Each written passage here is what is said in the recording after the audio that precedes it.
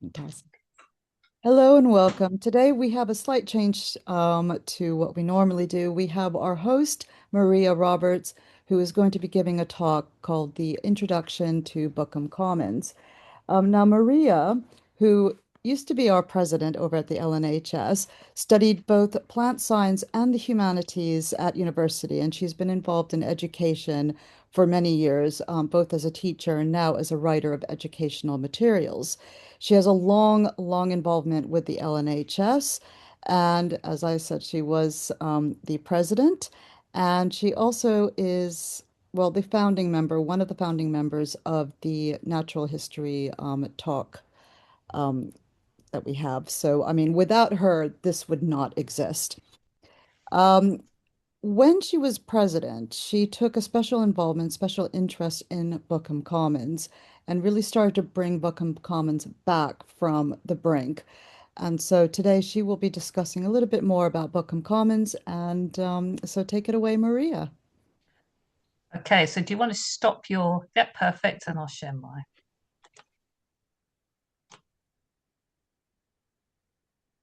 Okay, has that come up okay? Not yet.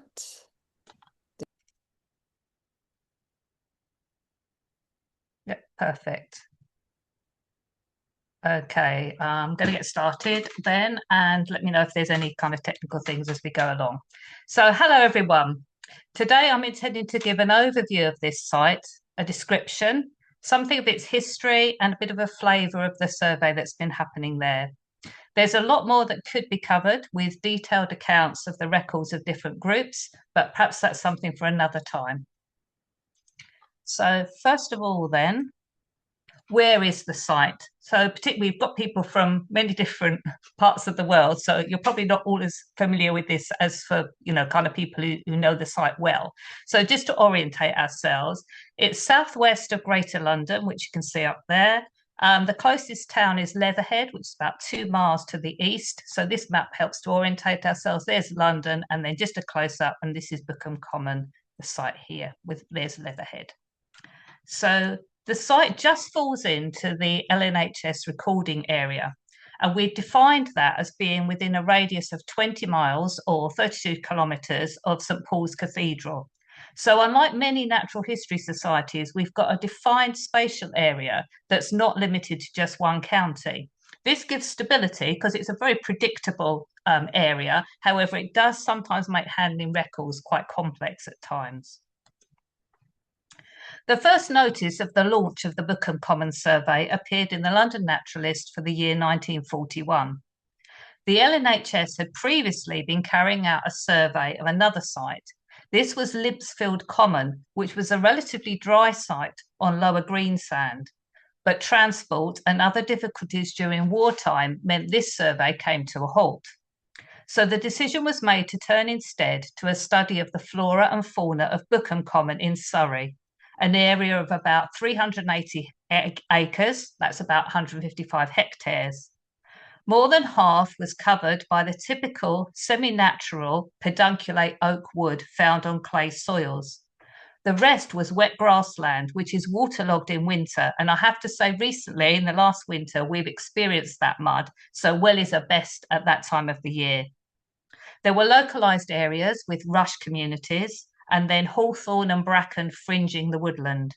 There were also a number of ponds with about 3 acres of water.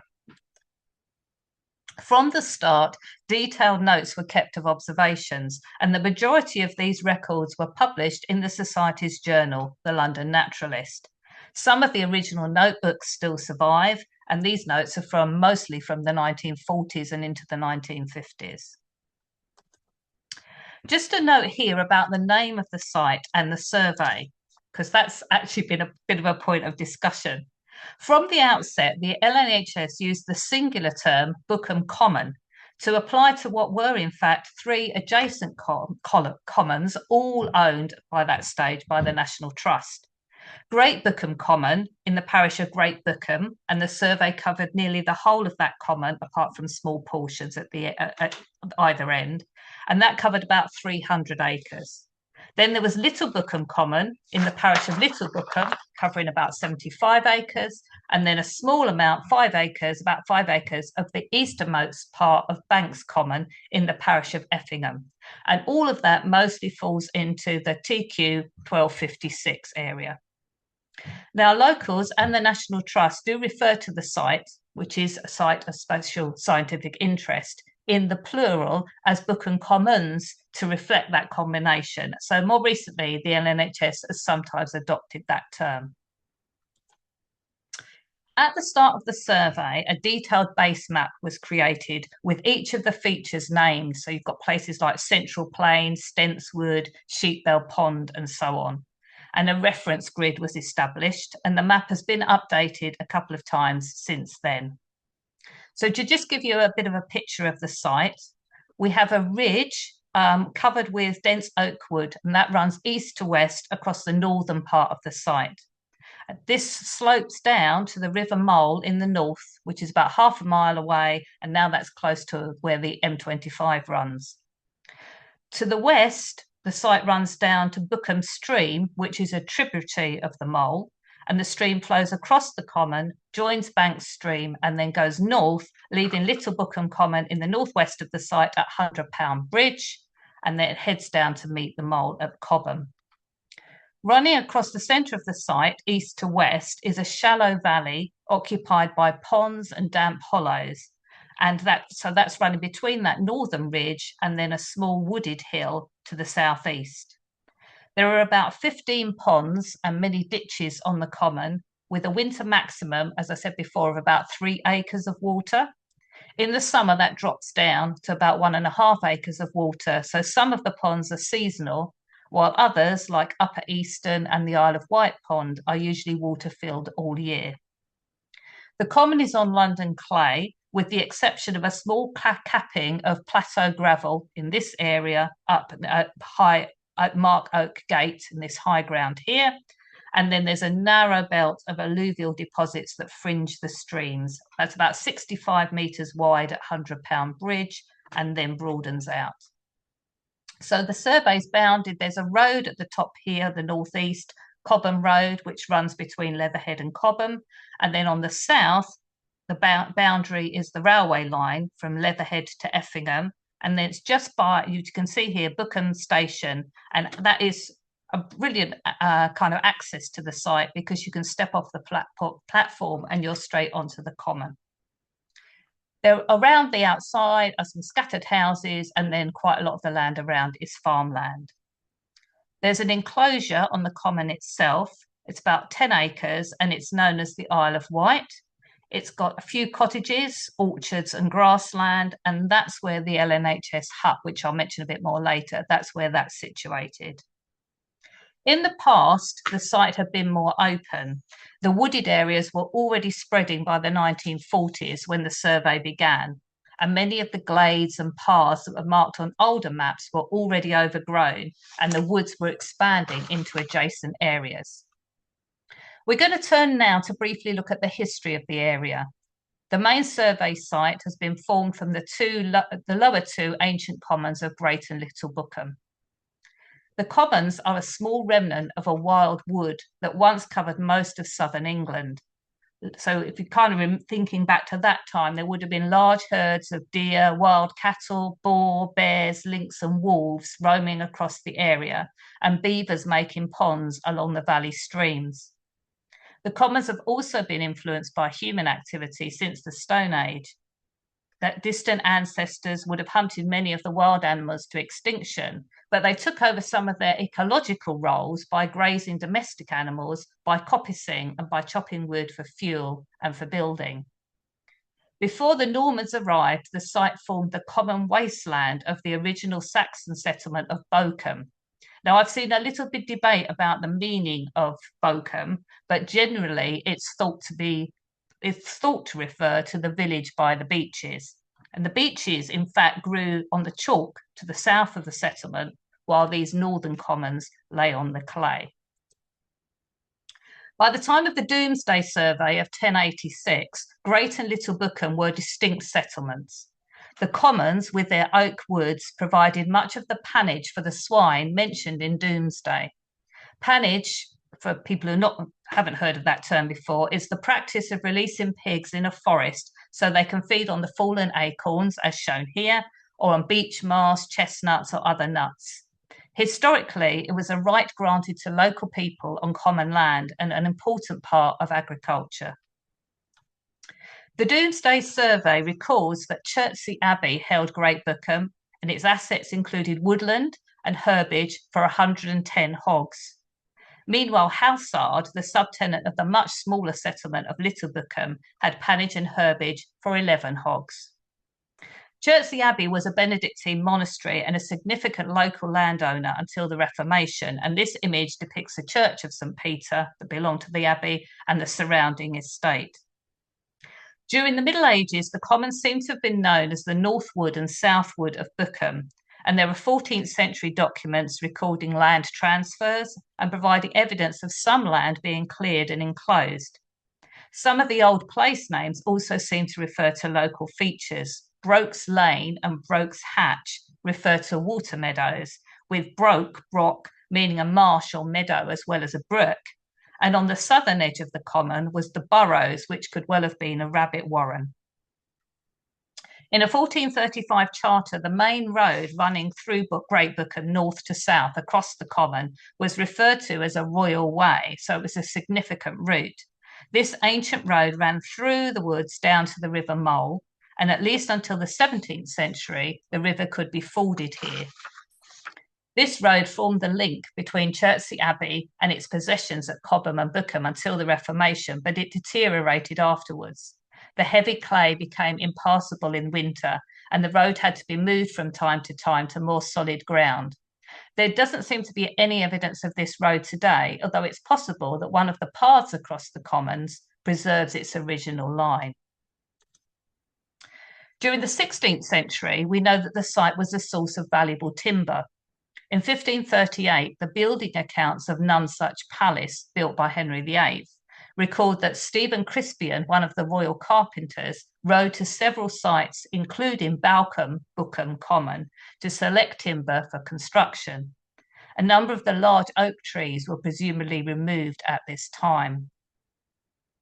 As a result of the lands of Chertsey Abbey coming into the possession of the Crown at the Reformation, a survey of Great Bookham was made in October 1548, and a further survey was made in 1614. So this sheds a little light on what was happening to the commons at this time.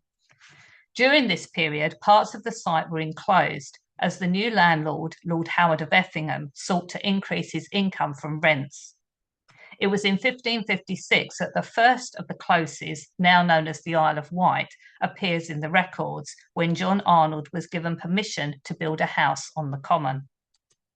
This map indicates the enclosed areas of the common. However, after this initial enclosure, there were few later ones, and that preserved the commons as open land. This probably happened because the smaller copyholders who valued their pasturage rights were in the majority in the manorial court. And the manor court actually did make orders from time to regulate these rights. So, for example, in 1614, there's an order that refers to various people: Edmund Hudson, Edmund Wilkin, Fizzard Cross, a widow, Thomas Wood of Bagdon, Robert Rogers of Seoul, and Thomas Martin, and all others who keep their sheep on the commons of this lordship were told that they had a day for removing their sheep before the 3rd of May next, under penalty for each of them 10 shillings. So there was regulation about how the commons were used.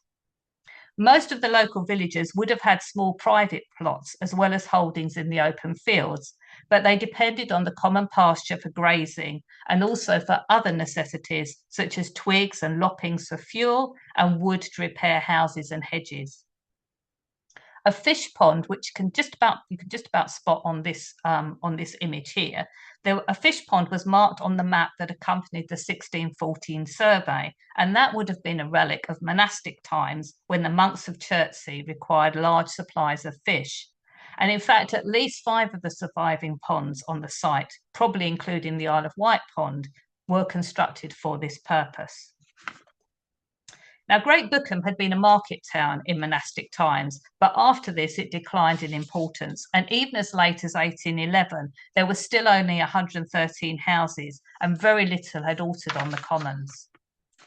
During the 19th century, though, 8 acres of the southeastern corner of the common were enclosed next to the Fetcham boundary, and a small plot at Marcote Gate was also built on.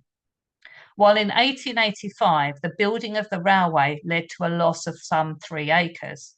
While this was a relatively small loss, the coming of the railway had a significant impact. Now the Commons became a popular destination for Victorian London day trippers, keen to escape the urban bustle and the smoke. This increased interest in the site, but it also brought pressure of numbers. Then in the 1920s, Eastwick Park in Great Bookham was sold to a property developer who discovered that it also came with the deeds to Great Bookham Common. This was probably the most vulnerable point in the site's history. Fortunately, though, locals raised enough money to buy back the common and present it to the National Trust. The history of the Western Little Bookham Common is less well understood, as few early documents survive. It's known in 1656, one William King was presented to the court for encroaching on the common and building a house there. And in 1757, John Richball had done the same. But otherwise, this too seems to have remained as common land. In 1924, 2 years after the acquisition of Great Bookham Common by the National Trust, Little Bookham was presented to the Trust by the Lord of the Manor. Banks Common was donated the following year, so from then on, the whole site has remained under National Trust ownership. So after that survey of the site, let's return to the LNHS survey. The early years during wartime were not easy ones. The third year proved particularly challenging.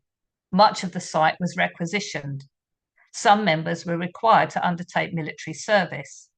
This, combined with the intense enemy air activity in the summer, and also the loss of the tea facilities at Peastein that's noted in the London Naturalist, meant that little systematic survey could be undertaken, although observations continued and a fungal foray in October of that year with the British Mycological Society produced a list of nearly 200 species. Presumably, the foray was limited to certain areas, as the rest was occupied by numerous military units, anti-aircraft guns, a search battery, tanks, and army vehicles. The site was quite frequently bombed, and there are still traces of all this wartime activity visible today. The triangular pits on the eastern plain once had a concrete base and held an anti-aircraft gun, while the small round ponds at various locations across the commons are bomb craters now filled with water. This is an old, rather grainy photo from the London Naturalist showing survey work on one of these bomb crater ponds.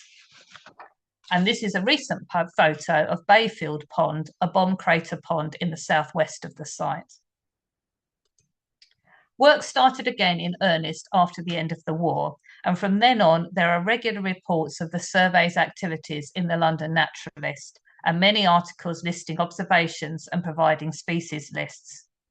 A detailed history of the survey can be constructed by going through all these reports, and on the LNHS website, you can find a listing of all the Bookham material in this publication. All but the most recent issues can then be viewed on the Biodiversity Heritage Library website. This is currently the best way of tracking the findings of the survey to see what has been recorded and studied over the years. Some records have also made their way to various national recording schemes, but they are somewhat dispersed, and this doesn't seem to have been particularly systematic.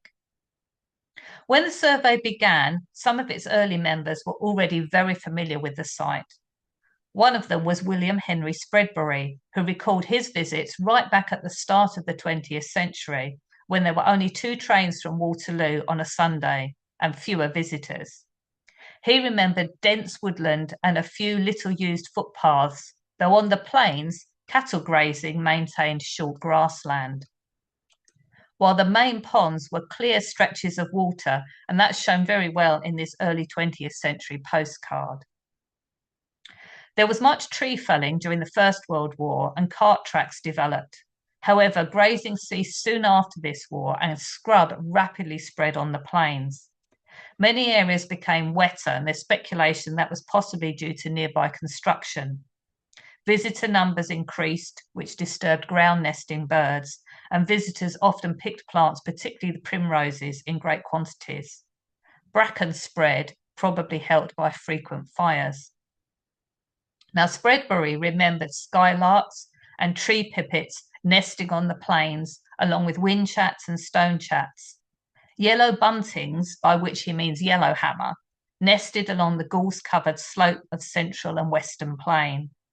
Redback shrike occurred in small numbers, and wryneck was present every year in the Isle of Wight orchard, and snipe were sometimes flushed from the pond edges and could be seen drumming over western plain. Sadly, many of these species have now gone. I will now highlight some of the work that has been done over the course of the survey. Clearly, there's only time for a very brief overview, just picking out a few snippets. Geoffrey Bevan and Cyril Philip Castell were key figures in the early stages of the survey. 1954 saw the publication of the first list of the vascular plants for the site and a division of the site into compartments based on vegetation and habitat. In 1958, Jack Rodney Lauden's account of the lichens appeared, giving the first records for this group from the site.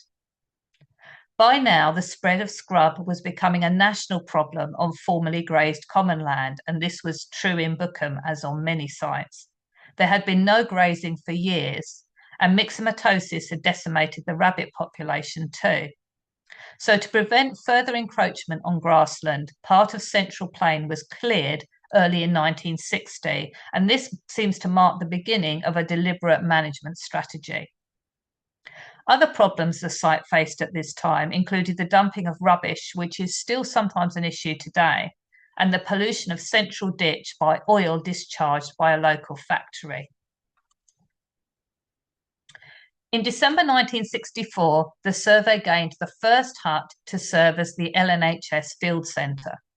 This was made possible through the building by the National Trust of a keeper's cottage, Merritt's Cottage, at the Isle of Wight enclosure, and the appointment of a keeper who had responsibility for the site.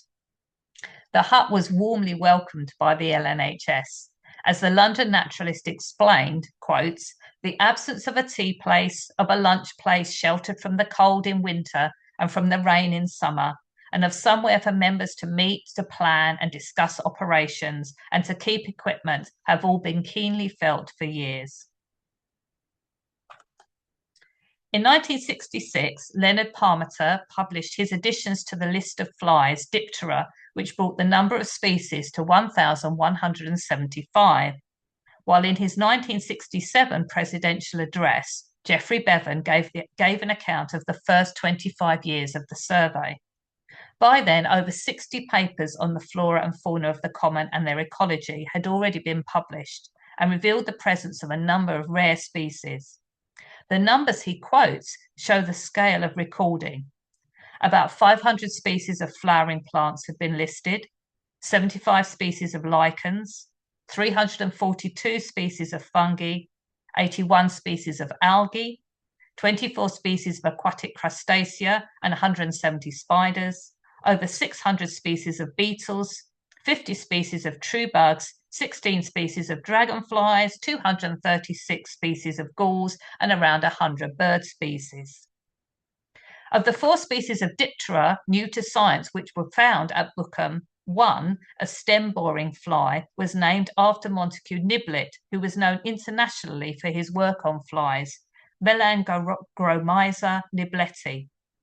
Montague Niblett was a LNHS member from the 1920s right up until his death. Interestingly, many of the early papers emphasised not just site lists, but ecological aspects of the study, and Cyril Castell specifically praised the systematic investigation of ecological problems to develop knowledge in that area. Gradual clearance of vegetation from plains and ponds continued. In 1977, work was carried out to restore the chain of 5 connected ponds running across the centre of the site.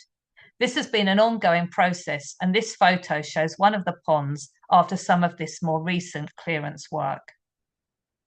In 1987, Ruth Day published her study of the population dynamics of damselflies at Bookham Common, looking at some of the different water bodies. A new research hut was erected in February 1989 and soon supplied with curtains and colourful wall charts, which enhanced its cosy nature.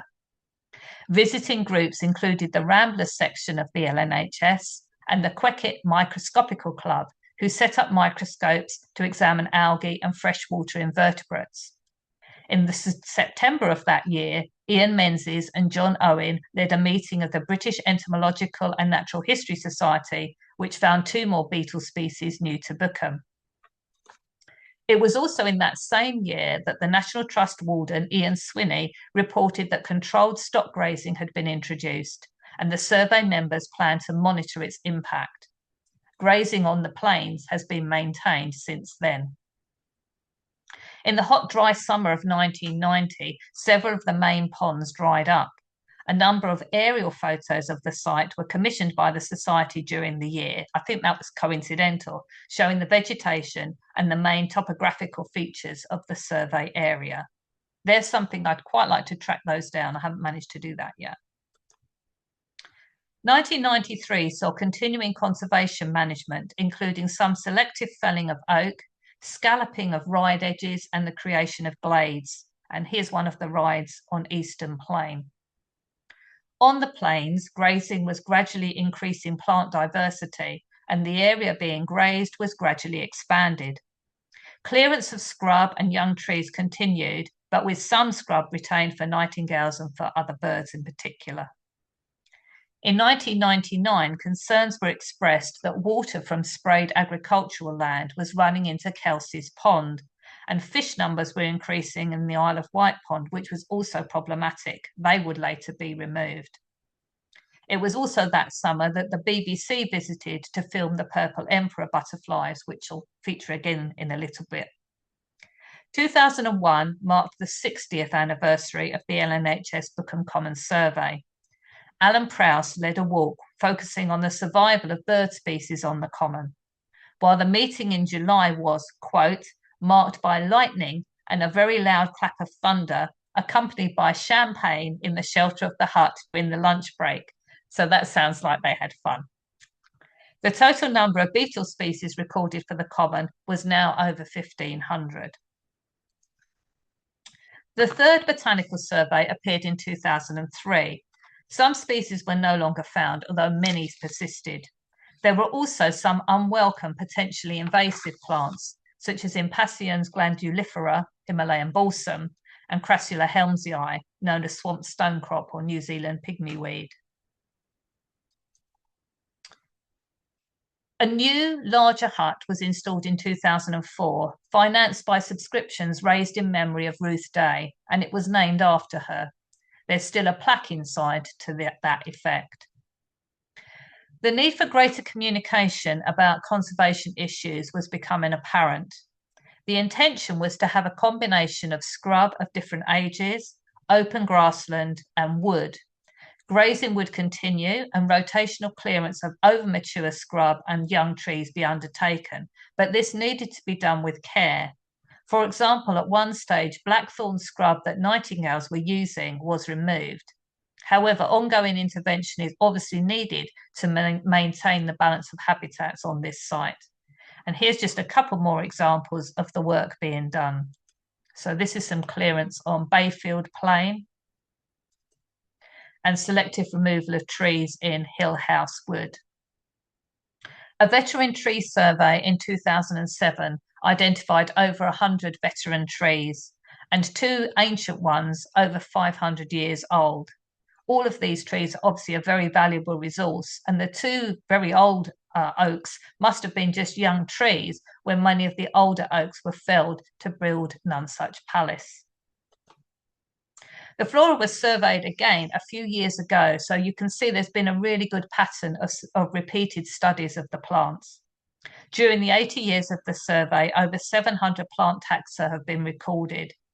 An important habitat are those plains, and the removal of some trees and scrub and the reinstatement of cattle grazing have led to the refinding of plants such as Petit Whin, Genista anglica in 2021 that hadn't been recorded since 1988. Fritillaria miliagris, is almost certainly not native here, but it also appeared in the more open habitat. Very, very many people have contributed to the survey over the years. I'll just highlight a couple here. Cyril Philip Castell has already been mentioned, and we've recently found some of his notebooks and his photo from 1939, which I have to say I've got quite a soft spot for that photo. So shortly before the start of the survey, that photo was taken, and we've been going through the cupboards in the hut and found these really interesting historical material. The notebooks and the photo are now currently stored in the LNHS library if anybody wishes to consult them. And some of his other papers are already in the London archives, and that's where the LNHS archive is too. So they may eventually go there. I also want to mention Ian Menzies, who was involved with the survey more recently. He was an excellent entomologist who particularly worked on a study of the beetles of the Bookham Commons and who made careful, detailed observations throughout his time at Bookham, and that can be seen in every one of his London naturalist reports. Some recording has continued to date, though it's true that in recent years there has not been a committee to guide the survey work and less has perhaps been happening than ideally we would have liked. Happily, though, Pete Mansell has volunteered to take on the role of coordinator, and we now hope to develop the survey further, and we very much welcome volunteers. I could also mention the Friends of Bookham Commons here too. These are mainly local people who care about the site and provide support to the National Trust. Colin Kemp is a member and a regular visitor, and he supplied photos for their website, as well as creating some books of his pictures. A few of the photos I'm going to show next are his, and most of the others are by Mick Massey, and both very kindly allowed me to use them for this talk.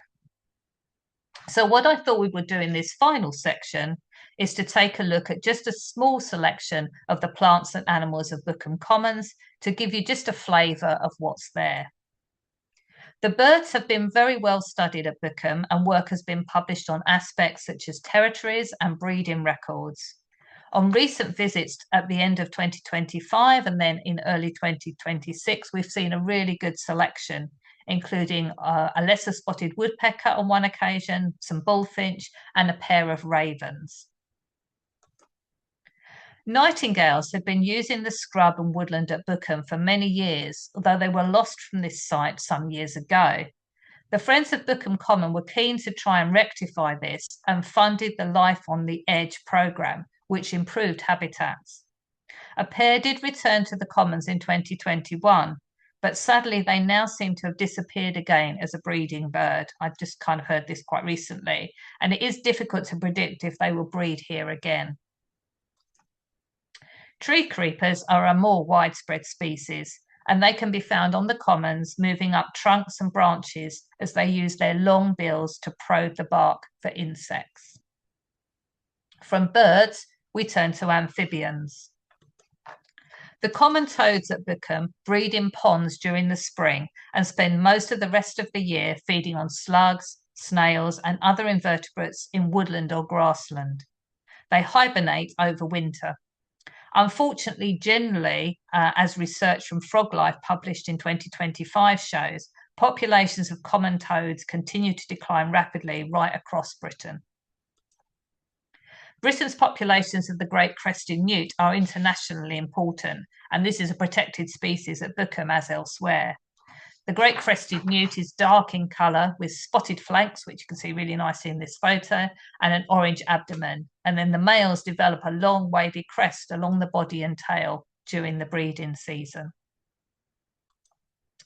Unusual amongst reptiles, the common lizard incubates its eggs inside its body and therefore gives birth to live young. The adults emerge from hibernation in the spring, mating in April and May, and producing 3 to 11 young in July. Now I'm going to move on to invertebrates, and there are just so many. This is just a tiny, tiny example of Bookham's diversity. The strawberry spider, Arenaeus alcini, is an orange to deep red coloured spider found in damp, deciduous woodland in southern England. It spins its web in low growth, and then it creates these lovely small conical retreats at the top of the web consisting of silk and one or two curled leaves. I'd never seen these spiders before I was shown them at Bookham, and they are probably my favourite animal there. The rustic wolf spider, Trochosa ruicola, hunts on the ground, and it has a distinct pale band running down its back. Many different insect groups have been studied and recorded at Bookham Commons. This green-eyed flower bee, Anthrophora bimaculata, flies with a shrill humming sound. And it's it's relatively rare. It really only occurs locally in southern England. Trichrisis cyanea is a jewel or cuckoo wasp with brilliant metallic blue body colours. It's quite common in southern Britain. The female lays eggs in the cells of other Hymenoptera, hence the cuckoo wasp name, and the larvae feed on the eggs or the larvae of that host. The adults feed on nectar, and they can curl up in defence when threatened. They prefer open habitats with dead wood, so Bookham is ideal for them. Beetles next. The golden-bloomed grey longhorn beetle, Agapanthia villoso-viridescens, is a longhorn beetle with striped antennae. It's widespread, but not particularly common in any one location in the south and east, and it's found in grasslands. The larvae of this beetle develop in the stems of hogweed, thistles, and other plants. The male rhinoceros beetle, Cynodendron cylindricum, as shown here, has a distinctive horn on its head, hence its common name. The glossy blue-black adults are strong flyers. The larvae depend on old trees and rotting wood, while the adults feed on tree sap.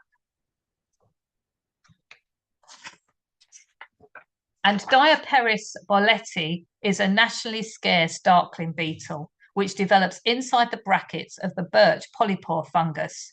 It may be one of those organisms that's now starting to expand its range, though, and starting to spread northwards. We turn next to Lepidoptera. We've already mentioned the butterfly atlas, so we had to have a few butterflies here.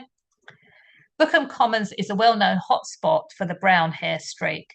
Found on the plains and Banks Common in July and August, they lay their eggs, as in the ovipositing female shown here, on blackthorn bushes, and the distinctive underwing is the most obvious identification feature. Silver-washed fritillary is Britain's largest fritillary and is found in woodland in the south. The common dog violet, Viola riviniana, is a favoured food plant. And I've already mentioned these before. Bookham is very well known for its purple emperors, and this is a lovely photo by Colin Kemp capturing their wings beautifully. We've planned a visit to the Commons for this July when we hope to see them. So do come along if you're in the area. We'd love you to join us. The males congregate high up in an oak tree where it can be tricky to see them, so binoculars are essential. But we have had sightings down on the ground, though. They can be attracted to salt and sugars from animal droppings, including dog poo. Here's a striking puss moth caterpillar, which feeds on Populus poplar and Salix willows, while small yellow underwing is a small day-flying moth. One of its main food plants is Cerastium fontanum, common mouse ear. And now a couple of photos of invertebrates associated with water, as the water bodies are clearly an important component of this site. The water scorpion, Nepa cinerea, is a predator up to 5 centimetres long that lives in shallow, muddy water, although the adults will also come out on land. Water scorpions often eat tadpoles and small fish. While beautiful demoiselles are large metallic damselflies with fluttering, rather butterfly-like wings, mainly associated with streams and rivers. I love the detail of the veins in this photo. As I've previously mentioned, the plants have been particularly well studied at Bookham throughout the course of the survey. You've already seen some, and here are just a couple more examples. So here we have adder's tongue fern, Ophioglossum vulgatum, a native fern, possibly whose population is declining, which appears between June and August and spends the rest of the year underground as a rhizome. It's thought to be a good indicator species of ancient meadows. It has a bright green oval frond, which you see beautifully there, with a single spike bearing the spores. And I really like this photo particularly because of the notebook in the background, where people are doing their plant recording. Ajuga reptans bugle is also a native with deep blue flower spikes. It flowers between April and July and attracts insects including white-tailed bumblebees, green-veined white butterflies, and silver wire moths. The fungi have also been well recorded. I'm just showing a couple of fairly common species here. Witch's butter, Tremella mesenterica, is a jelly fungus that's parasitic on the wood-rotting fungus of the Peniophora genus. So that's a really interesting ecosystem in itself. And candle snuff fungus, Xyleria hypoxylon, is a common fungus that looks like a snuffed out candle wick. It grows in groups on dead woodland and it's considered to have medicinal properties. An up-to-date list of the galls at Bookham is also being compiled by Tommy Root, who I think is here this evening. So hello, Tommy. This is Diastrophus ruby, which causes a swelling of the stem of brambles, and it's produced by a gall wasp. So that's just a brief view of just a very few of the species that are found at Bookham. And I'm just going to end with a quick look at the hut. The LNHS hut is a comfortable place for lunch and for study. It has a great collection of identification guides. We've recently gone through and reshelved these, and we could add a few more in the future if that would be useful. So that's something to to look out for gaps, and we can certainly add some more guides for groups that we don't actually cover well enough already. And we also have some equipment there, including a binocular microscope, which we used recently to have a look at some bryophytes. And again, we can consider adding some more items to aid survey work, if that will be useful. So that's just a brief overview. I hope it's given you a flavour of the site and of the survey work. And I'd just like to end by thanking lots of people, Colin Kemp and Mick Massey again for the use of the photos, which are fantastic. Thank you so much. To the National Trust for all the work they do looking after the commons, and to the Friends for the work they do to support them. And also to all those who have contributed to the LNHS survey over the years. There's certainly plenty of potential for ongoing survey work if volunteers are available. So do get in touch if you're interested, or just come along to explore this wonderful site. There will be people there this Saturday, and you are most welcome to join them. Thank you very much.